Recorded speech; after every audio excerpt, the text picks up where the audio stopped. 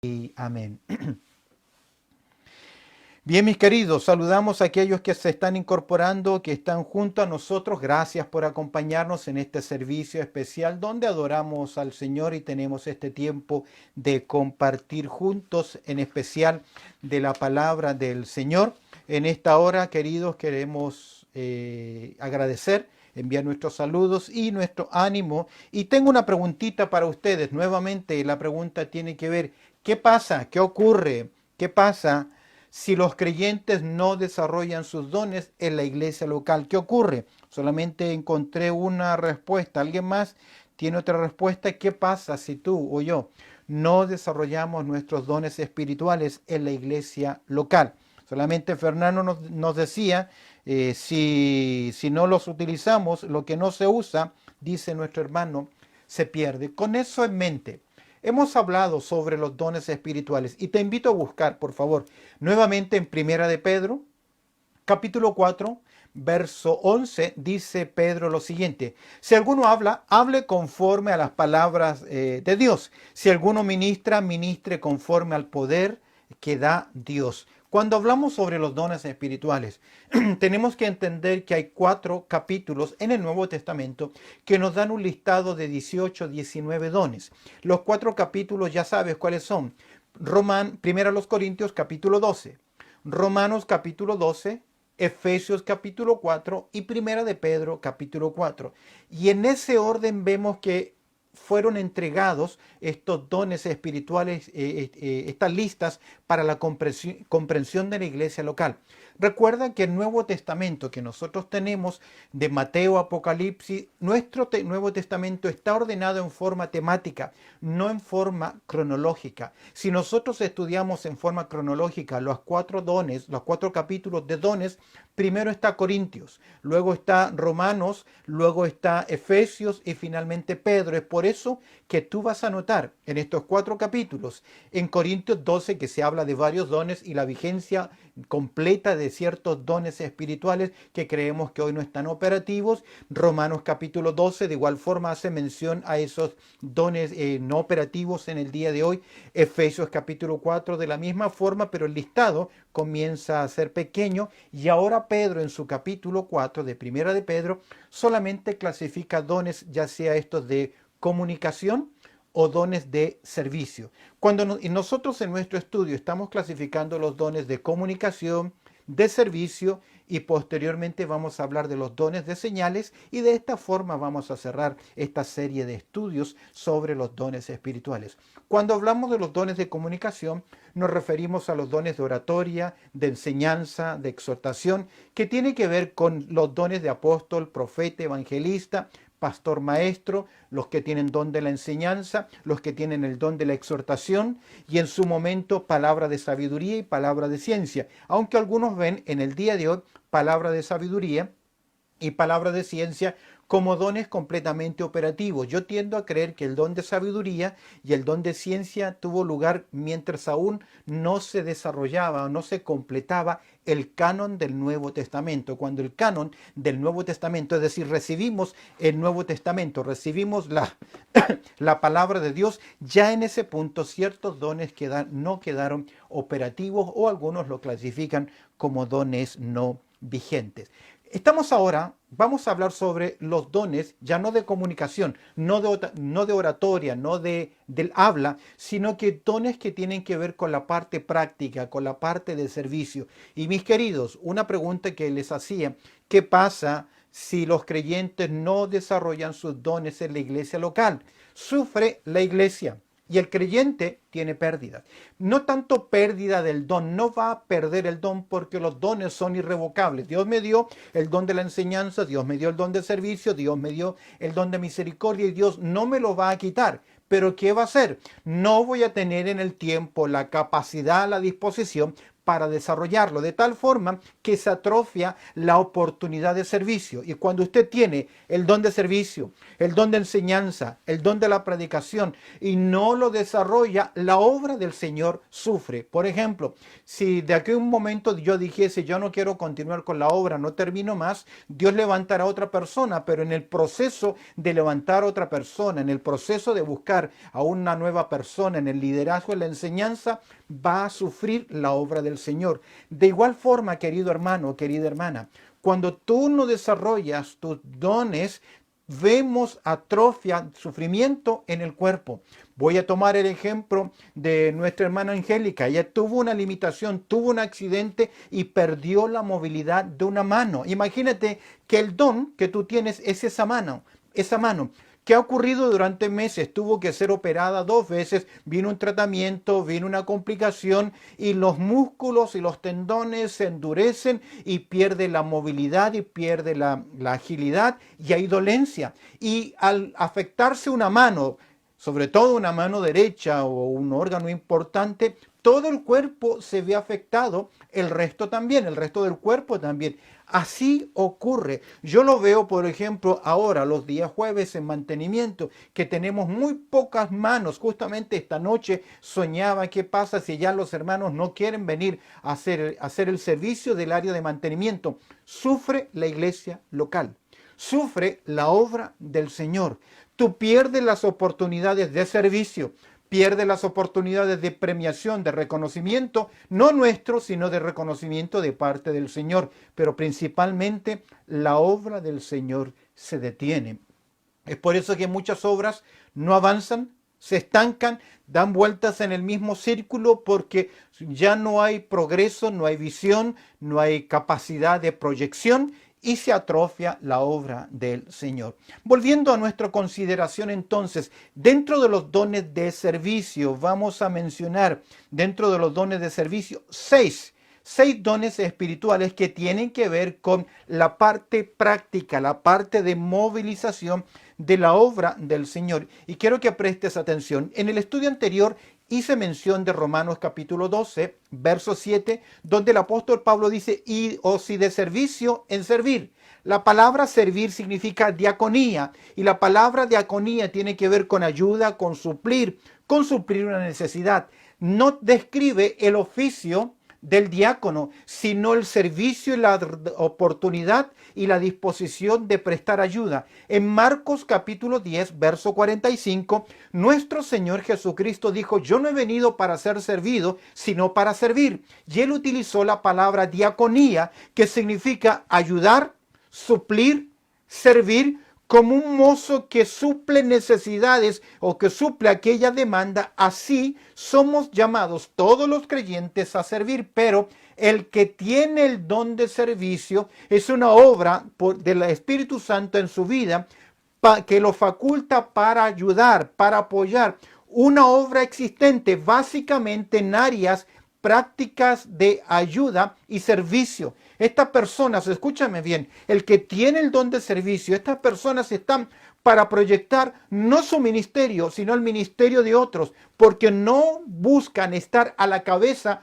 o brillar, sino que sencillamente ellos están gozosos de tener la oportunidad de presentar un servicio. Por lo general, la iglesia no los va a reconocer y tampoco la iglesia los va a ver. Decía que tiene que ver con esa disposición. Siempre hay áreas de necesidad dentro de la iglesia. Son servicios, mantenimiento, etc.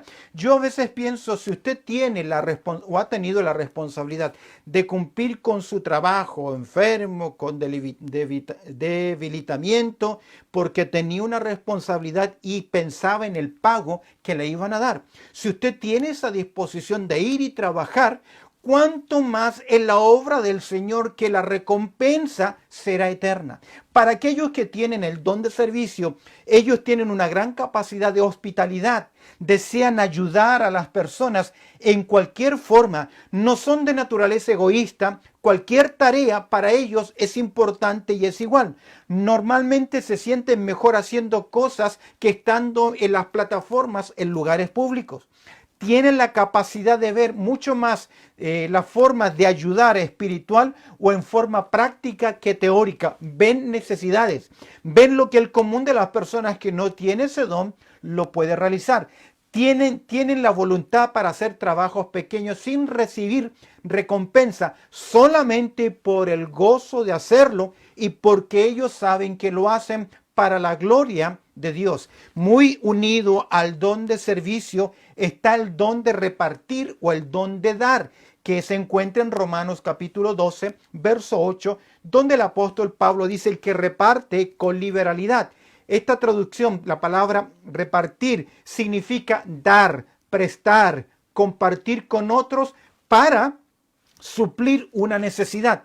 ¿Quién tiene el don de dar? El don de repartir es la obra del Espíritu Santo en aquella persona para, escúcheme bien, obtener y colocar dinero o bienes en la obra del Señor donde quiera, sea mucho o sea poco, constante, libremente, en forma sacrificial, con alegría, como lo vemos y en las Escrituras, y al dar, al ser tan generoso, sirven de ánimo y son de bendición en la obra de Dios. Recuerdo hace años atrás en Argentina, cuando estudiaba, tenía un compañero de padres padre chileno y madre ecuatoriana que estaba estudiando. Ya él era un ingeniero en computación.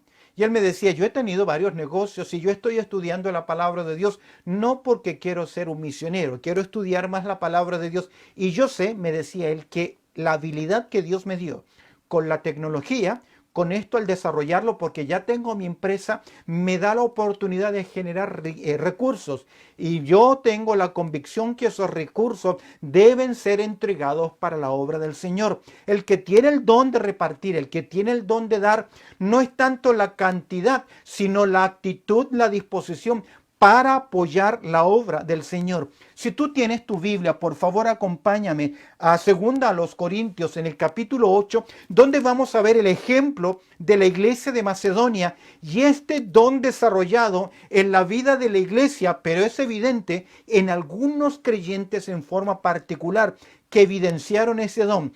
Pablo en su segunda carta a los Corintios lo escribe, capítulo 8 y capítulo 9, para motivar a los hermanos de Corinto, porque Pablo les va a visitar y va a levantar una ofrenda, pero para motivarles, Pablo dice: quiero ponerles un ejemplo de hermanos que ya lo han hecho. Observa conmigo, 2 Corintios capítulo 8, versículo 1. Dice el apóstol Pablo, voy a leer verso 1 al 5. Asimismo, hermanos, os hacemos saber, y mira, la gracia de Dios que ha sido dada a las iglesias de Macedonia. Es decir, que el don es una gracia del Señor en la vida de creyentes. Las iglesias de Macedonia son tres: Éfeso, Filipo y Tesalónica. Berea, Filipos y Tesalónica. De estas tres iglesias, dos recibieron cartas y una, como Berea, fue reconocida por escuchar al apóstol Pablo y mirar en el Antiguo Testamento para discernir la enseñanza. Es decir, son creyentes de profundidad espiritual. Y Pablo dice que él quiere decirles qué ha ocurrido con las iglesias de Macedonia. Versículo 2. Que en grande prueba de tribulación, es decir, no solamente tuvieron tribulación, momentos de angustia, de necesidad, de dificultad angustiosa, sino que tiene, dice Pablo, en grande prueba de tribulación. Comparado a esto, la abundancia de su gozo y su profunda pobreza, interesante, que en grande prueba de tribulación, a pesar de que estuvieron atribulados, con dificultades, en situaciones difíciles, no quitó el gozo de sus vidas. Observa el verso 2, que en grande prueba de tribulación, la abundancia de su gozo, es decir, no mermó para nada, fue afectado su gozo en el Señor. Esa es la clave de un creyente maduro, de un creyente espiritual que crece, de un creyente espiritual que tiene convicciones firmes, tiene convicciones firmes que Dios cuida de su vida. ¿Qué hizo Pablo en Filipo cuando estuvo preso junto a Silas ahí en el cepo? ¿Qué hizo Pablo? A medianoche, después de la tortura, estando en el cepo, ellos cantaron y alabaron a Dios con gozo. Queridos, las circunstancias adversas no pueden robarle el gozo a los creyentes. ¿A quién se lo roban? Aquellos que pierden la paz, aquellos que pierden la confianza, aquellos que pierden de vista a Dios en medio de las pruebas. Que en grande prueba de tribulación, la abundancia de su gozo. Y mira lo que dice Pablo. Y su profunda pobreza, no eran pobres. El término pobreza acá es casi estar al borde de la indigencia. Es decir, que estos hermanos estaban en necesidad económica tanto como la iglesia en Jerusalén, a la cual Pablo está reuniendo esta colecta, esta obra de solidaridad entre las iglesias para poder apoyar a la iglesia en Jerusalén. Es decir, que los hermanos de Macedonia eran tan pobres o más pobres que los hermanos allá en Jerusalén, pero a pesar de su pobreza, abundaron en riqueza de su generosidad. Nunca podemos decir, no tengo para apoyar la obra del Señor. Siempre habrá la forma. Ahora, yo creo que la obra hecha a la manera de Dios jamás carecerá de recursos. El problema no está en Dios, sino que el problema está en nosotros, que no confiamos en sus promesas. En el capítulo 9, Pablo nos va a decir, el que siembra escasamente también segará. Tenemos un tiempo por varios meses que no nos hemos reunido. Durante todos estos meses, usted es un mayordomo del Señor que ha hecho con lo que le corresponde al Señor.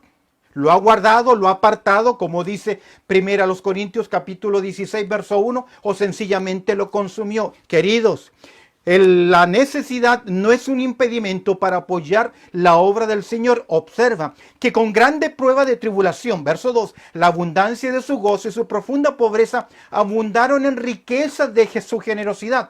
Mira lo que dice el verso 3. Pablo está hablando de ellos. Pues doy testimonio, les confirmo de que con agrado han dado, y mira lo que dice, conforme a sus fuerzas, es decir, dieron sabiendo y entendiendo lo que podían hacer.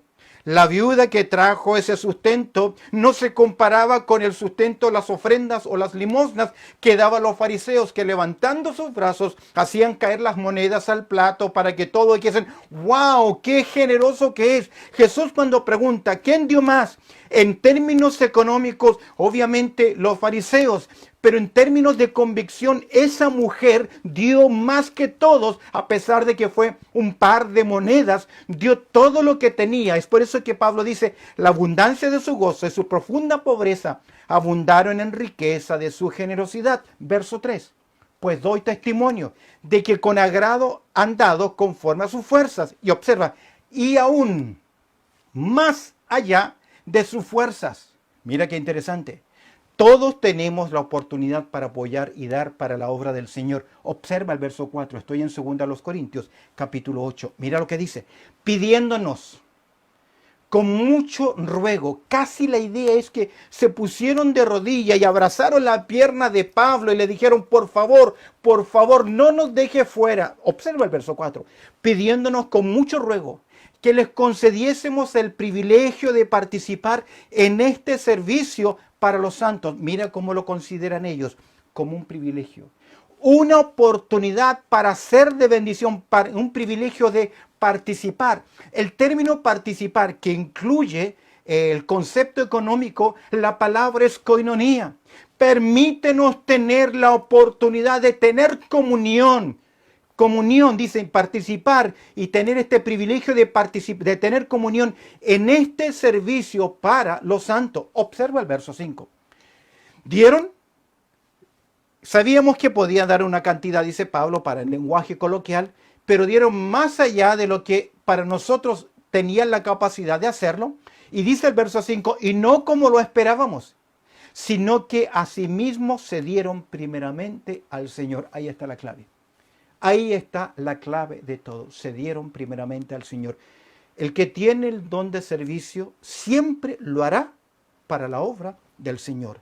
Y el que es responsable, es por eso que oramos por la fidelidad de los hermanos, su mayordomía, mi mayordomía, ser fiel al Señor, ser responsable delante del Señor. No lo hacemos para pagar el sustento, para pagar los gastos, para mantenimiento, para lo que sea. Lo hacemos para el Señor, y cuando usted lo hace para el Señor, Dios va a recompensar a los suyos, aquel que es poderoso para suplir mucho más allá, abundantemente. Y cuando Dios devuelve no medida justa, sino remecida y hasta que sobreabunda, dice la palabra del Señor. Se dieron primeramente al Señor. Hace años atrás escuchaba una ilustración del predicador motivando a la iglesia, a la congregación, que debiesen dar, hasta que escuchó que primeramente debemos darnos al Señor.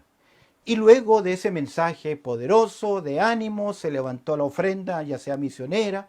Y cuando van los hermanos recogiendo la ofrenda, hay un pequeño niño que le dice al que está con la ofrenda que baje el ofrendero un poquito más. El hermano lo hizo, lo bajó, y luego el niño le dice que lo bajara un poco más. Lo volvió a hacer y ya casi sorprendido el hermano, casi a ras de piso, ve que el niño comienza a poner un pie dentro del ofrendero para luego meter el otro, y el hermano le dice, ¿pero qué estás haciendo? Y el niño, con toda ingenuidad y sinceridad, le dijo, me estoy ofrendando al Señor. Creo que ahí está la clave, mis queridos. Cuando nosotros realmente conocemos al Dios que servimos, al Dios que adoramos. Ya la pregunta no es con cuánto me tengo que quedar, sino cuánto te doy, Señor, porque todo es tuyo. Ok, volviendo al don práctico, creo que los posibles síntomas de aquellos que tienen este don de repartir, este don de dar, posibles síntomas tienen que ver con ser sensibles para conocer necesidades, tienen esa habilidad de poder ver necesidades. Ven una canasta de amor vacía, van a colocar algo ahí.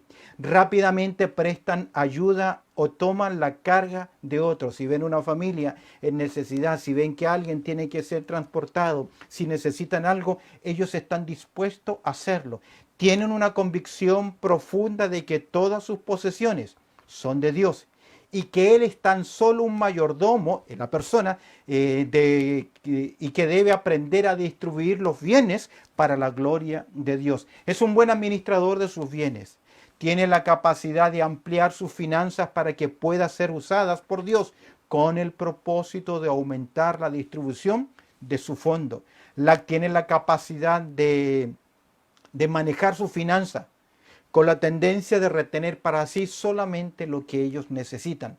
Su delicia y su gozo es la vida es repartir a otros, es ver cómo su provisión fue lo que sus hermanos necesitaban y quiere ayudar para que avance el evangelio para la gloria de Dios. Yo lo veo en gran parte de nuestros hermanos cuando hace años he querido ya dejar el ministerio radial y los hermanos dicen, no, queremos apoyarlo y lo hacen con fidelidad porque lo hacen sabiendo con gozo y de esta forma están avanzando en la obra del Señor. Interesante. Hemos hablado entonces del don de servicio, hemos hablado acerca del don que tiene que ver con repartir y del don de dar. Permíteme los minutos que quieran hablarte de 3 en 1, que tiene que ver con gobernar, con presidir y también con administrar. En primer lugar, el don de gobernar o administrar y presidir. En primer lugar, la idea de administrar. En 1 Corintios capítulo 12, verso 28, ahí encontramos otro don, gobernar, presidir y administrar. Dice 1 Corintios capítulo 12, verso 28, búscalo conmigo para que siga la lectura. Y aún nos puso Dios, 1 Corintios 12, 28, vemos cómo el apóstol Pablo está corrigiendo la problemática de dones espirituales. Y vemos acá, y aún nos puso Dios en la iglesia. Es decir, el Señor es el que dispone y coloca personas. Primero apóstoles, luego profetas, los terceros maestros, luego los que hacen milagros, después los que sanan, los que ayudan, observa, los que ayudan y los que administran. Los que administran. La palabra administrar acá significa, por el término administrar, gobernar o ser un buen mayordomo en el sentido de mantenimiento, en el sentido de mantener el stock, de mantener las cosas en su lugar y a nivel suficiente. De hecho, esta misma palabrita que se utiliza acá por administrar tiene la idea de timón, tiene la idea de dirección.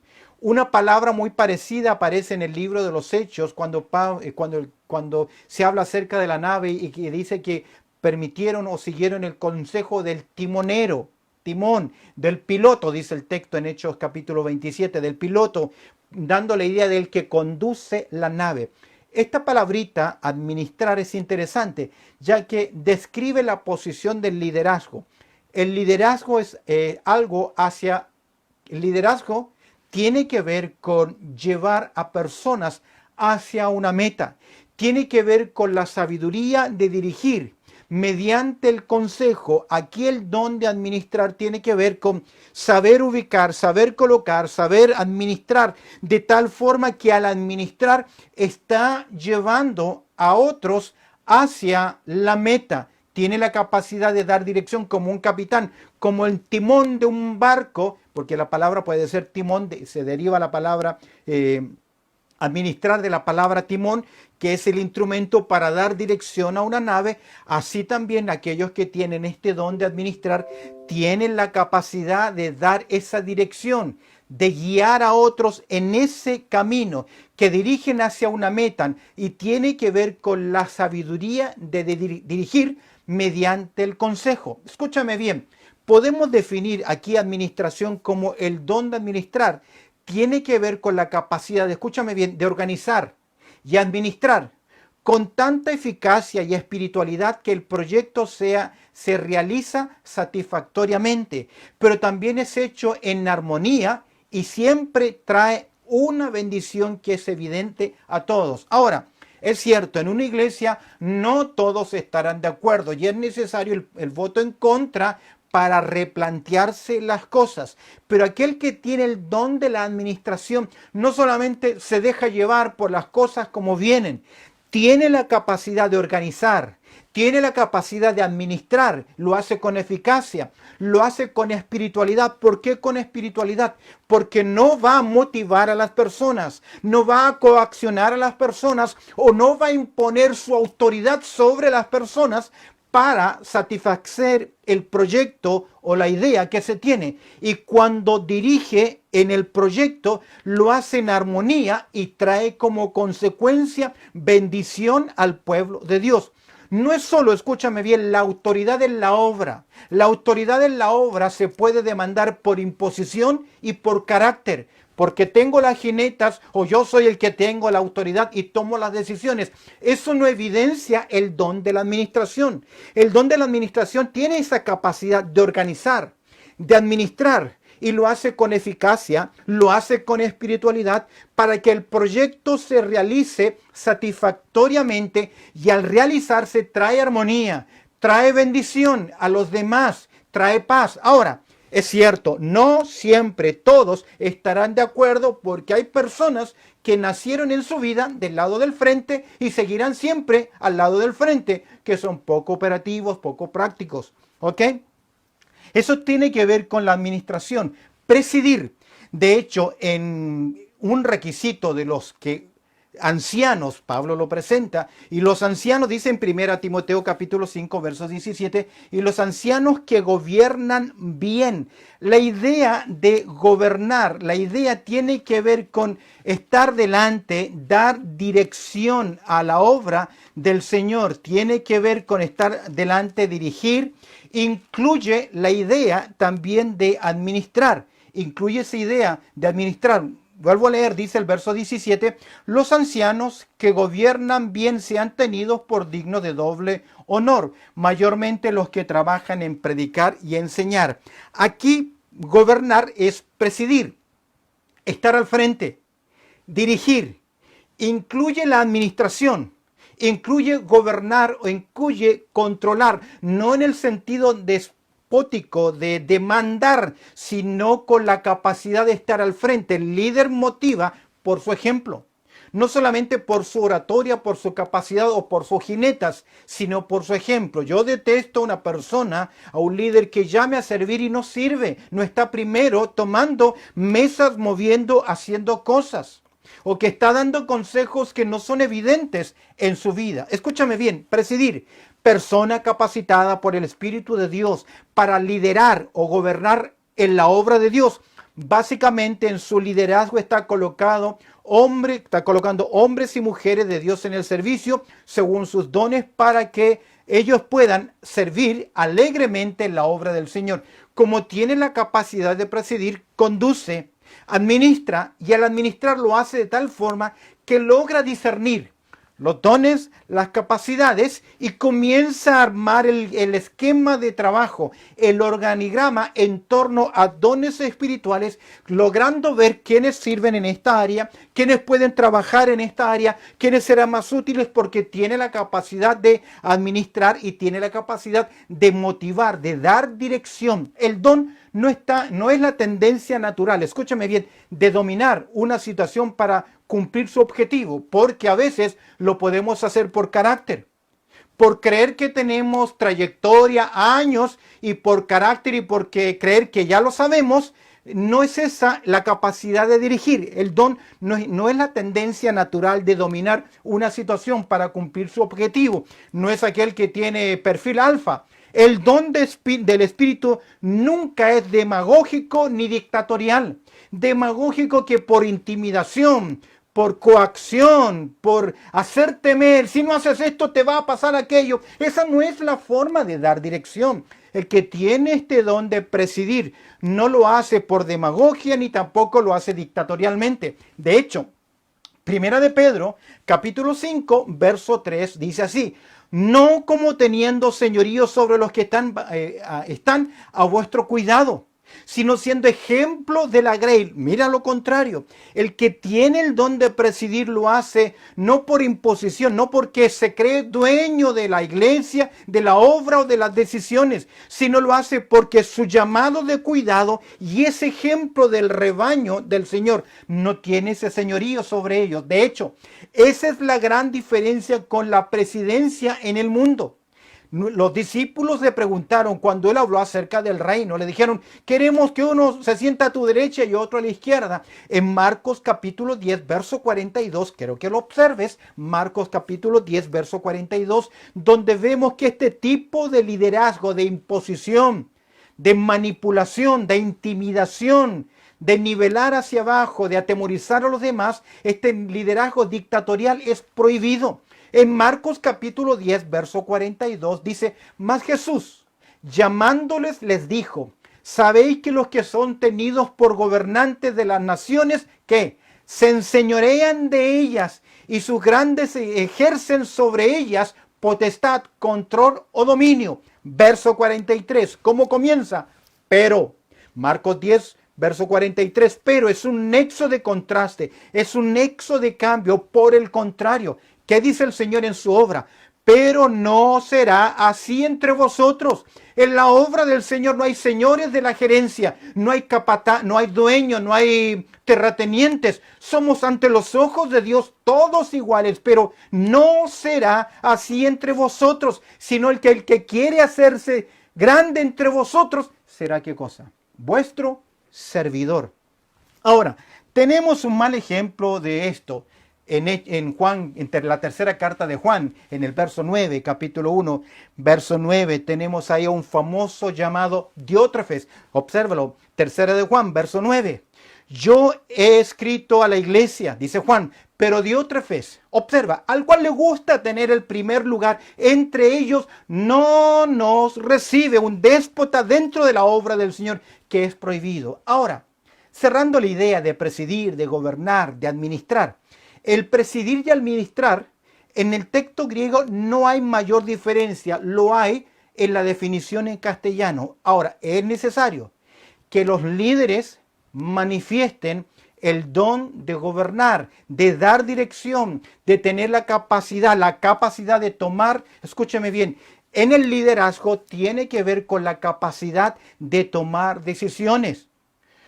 Controlar a otros o en situaciones tensas, situaciones, y tomar la iniciativa. Tienen el discernimiento, tienen la capacidad para saber tomar decisiones. A veces en la obra del Señor no siempre es fácil discernir y tomar decisiones. Es la capacidad, en este caso, presidir, administrar y gobernar, es la capacidad de tomar decisiones, controlar a otras, controlar ciertas situaciones por iniciativa, para la gloria del Señor. Escúchame bien, es posible que haya personas que tienen este don, ya sea de administrar, aún de ayudarnos en esta área, que no necesariamente están en el liderazgo, pero que al tener esa capacidad, esa visión de administrar, de ver los problemas potenciales, de poder dar solución, de poder prestar ayuda en forma práctica y solucionar los problemas que liberen a aquellos que tienen el ministerio principal de la enseñanza. De hecho, en el caso de nuestra iglesia, al tener un grupo de ancianos, al tener un grupo, un consejo pastoral y un grupo más de hermanos que se entiende que son sabios, que tienen esta capacidad de gobernar, que tienen esta capacidad de discernir, que tienen esta capacidad de tomar decisiones en situaciones difíciles, libera en cierta forma a aquellos que tienen el don del pastoreo, es decir, el poder enseñar, el poder dar. Es decir, si hay hermanos que tienen la capacidad de administrar, cuidar de finanzas, cuidar de mantenimiento, cuidar en el área de la adoración, cuidar en el área de misericordia, cuidar en el área de visitación, libera al líder, al pastor, para que él se dedique a un aspecto muy importante del ministerio, que es la enseñanza de la palabra de Dios. Por ejemplo, tenemos varios enfermos y hay demanda en la enseñanza. Los demás líderes deben estar atentos para suplir esas necesidades de visitación, de cuidado, de administración, de mantenimiento, no para que el líder, quien lleva la palabra, no tenga que hacer todo esto y a la vez todo el ministerio. ¿Recuerdas Hechos capítulo 6? Se eligieron a ciertos servidores, a ciertos diáconos, para que el liderazgo se dedicara. Los que tenían el don de la oratoria y la enseñanza para dedicarse a la oración y al ministerio de la palabra. Sí, son personas necesarias dentro de la obra del Señor. Tal vez tú tienes ese don. Los posibles síntomas de este don son tener la tendencia a organizar las cosas con facilidad. Les gusta inventar métodos o normas en todo lo que hacen, un sistema práctico. Ayuda a otros a alcanzar sus metas. Le agrada hacer cosas para ayudar a otros a ser más eficaces. No le molesta tomar la responsabilidad y encargarse de detalles, aun cuando los planes sean iniciados por otras personas, porque están ahí para administrar, para presidir, para ayudar a saber tomar decisiones. Creo que el tiempo ya se fue. Voy a dejar el don de los otros 3 dones para el próximo estudio y de esa forma cerramos el estudio que tiene que ver con los dones. Volvemos a la pregunta. ¿Qué pasa si los creyentes no desarrollan sus dones en la iglesia local? En primer lugar, se atrofia el propio creyente. No crece, no progresa, no tendrá gozo, tendrá un sentimiento de insatisfacción que no está haciendo lo que debe hacer para la gloria del Señor y también, muy importante, perderá recompensas. Porque Dios ha planeado en su voluntad y en sus propósitos un camino. Desde antemano Dios lo preparó, dice que somos hechura suya, Efesios capítulo 2, verso 10, para que andemos en aquellas buenas obras que Dios preparó de antemano. Si no desarrollas tu don, estás perdiendo oportunidad de servicio, por ende, gozo, satisfacción, porque no hay nada más gratificante saber que lo que estamos haciendo es la voluntad de Dios, aunque es difícil, aunque sea difícil. Pierde ese gozo y pierde esa oportunidad de recompensa. Pero por otro lado, la obra del Señor también se lastima. ¿Cómo la obra del Señor se lastima? Supongamos que ya no tenemos, supongamos que tu don fuera, aunque es un talento, el tocar un instrumento, y ya no, tú decides no hacerlo. Próxima vez que vamos al culto, ya no tenemos el piano, ya no tenemos la guitarra, o no tenemos otro instrumento, pierde la iglesia. Cuando tú no desarrollas tu don, la iglesia sufre. Y creo que hoy la iglesia del Señor está sufriendo porque no estamos desarrollando nuestros dones. Y aún más, cuando tú dices ya no puedo, no voy a hacerlo más, antes de tomar esa decisión no puedo y lo voy a dejar, yo creo en este principio bíblico. Buscar siempre a alguien que tome nuestro lugar. No puedo decirme envejecí, ya no continúo, ya no puedo, ya estoy limitado por salud, por limitaciones. Debo prever eso en la obra del Señor y que el Señor siempre me dé a un Timoteo para que tome ese lugar dentro de la obra del Señor. Para de esta forma la iglesia crezca en armonía. Espero haber sido claro en el desarrollo, en un aspecto muy práctico de lo que son descripción y desarrollo de los dones espirituales. Vamos a tener una palabra de oración y ya vamos a comenzar a cerrar nuestro servicio. Si hay algunos saludos, ahora va a ser un buen momento para comentarlos. Oramos.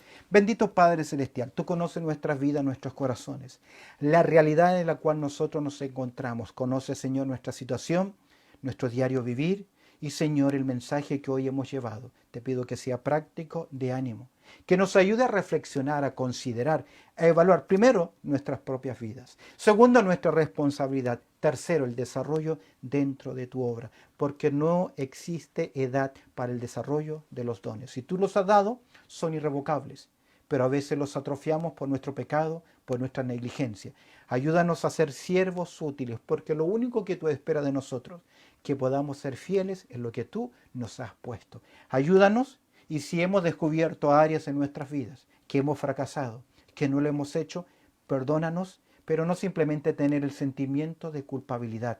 Ayúdanos en forma práctica a desarrollarlos para la gloria de tu nombre. Te doy gracias, Señor, a través del precioso nombre de Cristo Jesús.